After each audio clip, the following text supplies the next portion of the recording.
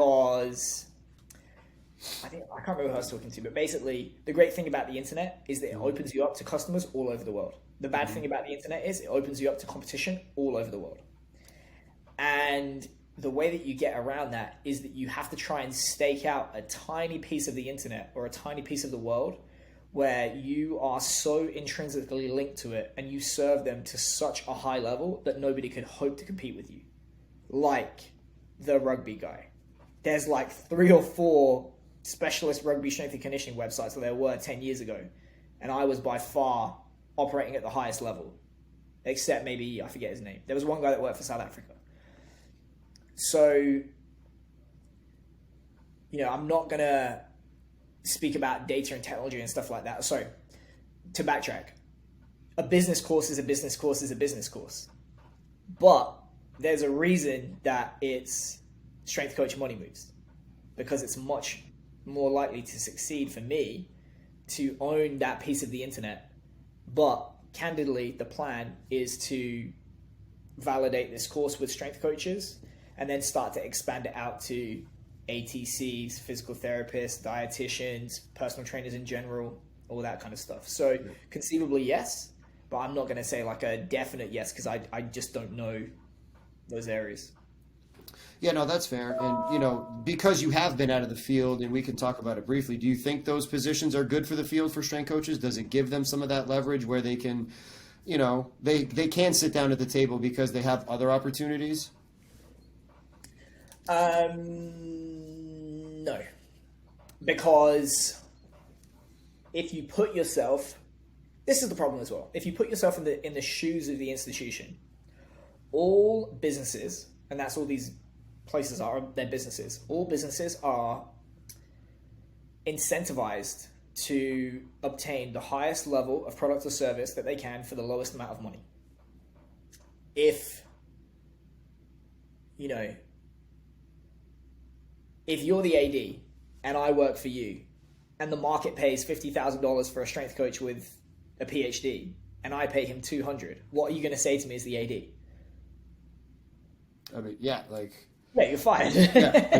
Incredibly wasteful. And the thing is, the market sets the price based on supply and demand. So if you use a job offer, let's say Catapult offer you 100 grand. You get paid 50, Catapult offer you 100 grand to go sell GPSs, and you say to the school like, hey, pay me 100 grand or I'm going to leave. They'll be like, well, okay, we just found 10 people that will do it for 40. Off you go. What you can do in those situations, if you do have a job offer, you can use it to, there is some elasticity. So what you're factoring into is that if I'm the AD, there's an inherent drop in the quality of the training that athletes receive when I have to transition you out and transition somebody in and they have to catch up.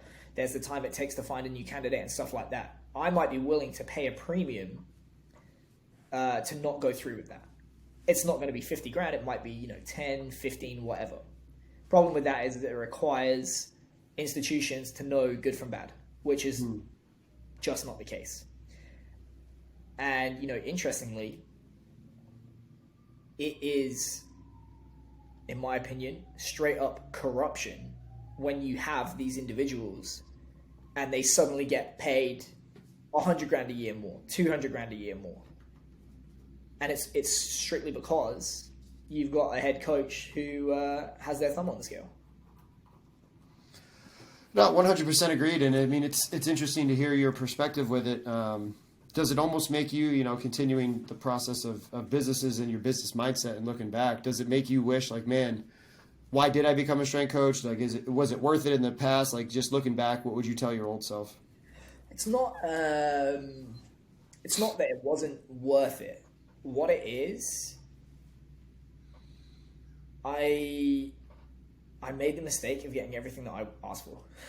So I started my internship when I was turning 25, and I think midway through, we sat down and had lunch, and he's like, what are your goals? And I think I had 5 eventualities. So it was like, I want a full-time paid job as a strength coach at this club. Number 2, I want a part-time job at this club. Number 3, I want to go do a PhD or, go finish my master's degree. Number 4, I want any job. Or, I want a training job anywhere. Number 5, I want any job. And I got number 1. And I told myself privately, like, I want to be a strength coach, head strength coach in the Premiership by the age of 30. Did it by 27, 28. Working internationally at the World Cup at 30. I was like, fuck this, I want to go to America. And then I got that, and I got to go to America, stuff like that. So it's like, I can't wish away all of that stuff because I got whatever I wanted and it got me here. And those are experiences that are, I'm going to keep them for the rest of my life. Yeah. I do ask myself, like, hey, if this is the progress that I've been able to make working for myself full time in just over 2 years, you kind of ask yourself, like, fuck, what could have happened if I'd have started this at 23, 24, 25? But then it's like, it's hard to separate one from the other. Yeah. The websites grew because of the stuff that I was doing in the day job. Yeah. So I'm not, I don't regret it by any means, but I also don't crave it. There are people in the field who've been doing it for 30 years, and they remind me of that guy from Shawshank Redemption when he gets released from prison. You just like don't know what the fuck you're doing, and it's like that has not been, nor will ever be for me. So you've talked a ton about like you said pre-registration, like March 20, like what is it? Where is it? How do people do this if they're still listening to us and they're interested in it? So you go to, I'm going to set up a URL redirect. So you go to callmecare.com and that will open up the sales page for Strength Coach Money Moves. And it's $250 off if people register before March the 20th. And sorry to Missy and Tim, but it is going to be a cohort based for the first 10 weeks. Weekly presentation, Q&A, Discord group to discuss all the stuff in the week. And there's going to be a bunch of worksheets that accompany the course and a list of practical tasks that have to be implemented and documented. And as I said, the goal is, you're going to make $1,000 in those 10 weeks, or hopefully a lot more than that. The record is 16. And if you don't, pay the difference. Now, what if anybody's listening and they're like, man, Keir, you're just so smart. I'm intimidated by you. Like, what? You don't even want those clients, or like, how do you feel about that type of stuff? Anybody that's kind of on the fence? I very much doubt that anyone is intimidated intellectually by me. However, don't do it. I'm not dying to have people do this course. In fact, one of the, that's another thing that you talk about in the marketing module, which is basically, it's like velvet rope. You don't want to be the guy in the bar going up to guys being like, fancy a fuck, fancy a fuck, fancy a fuck. It's like, nobody feeds a hungry dog. And when you disqualify people, you increase demand. And then you can also avoid those situations where you get those clients that are drained. So it's like, I think I said in the sales page, like, I only want to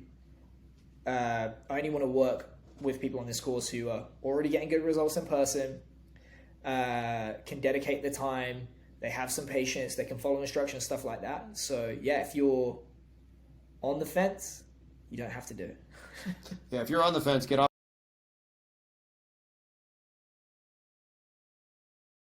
Congratulations on making it to the end of the video. Why don't you celebrate by watching more videos just like it? You can also help us on our quest to placate the algorithm gods by liking, sharing, subscribing, and commenting. Thank you.